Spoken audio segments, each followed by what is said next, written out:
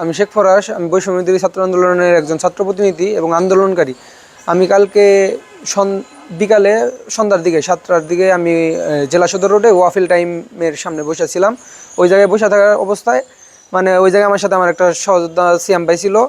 দুইজনে বসে ছিলাম। ওই জায়গায় কিছু বাইক মানে গুটি কয়েক বাইকগুলো আইসা আমাদের উপর অতর্কিত হামলা করে এবং এক পর্যায়ে ওরা আমার মাথায় ইট দিয়ে আঘাত করে। এর কারণে আমি সেন্সলেস হয়ে যাই। তারপরে ওরা নাকি ওই জায়গা থেকে আমাকে তুলে নিয়ে একটা পুরাতন ভবনে রাখছিল।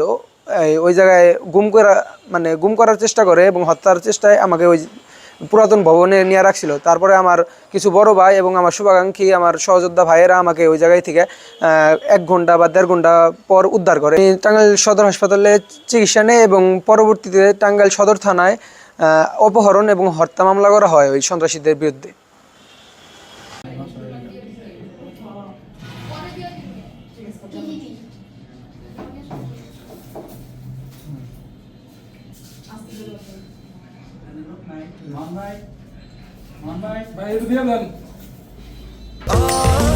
স্বাস্থ্যকর অল টাইম ফ্যামিলি কেক, সব সময় অল টাইম হেলদি লাইফ।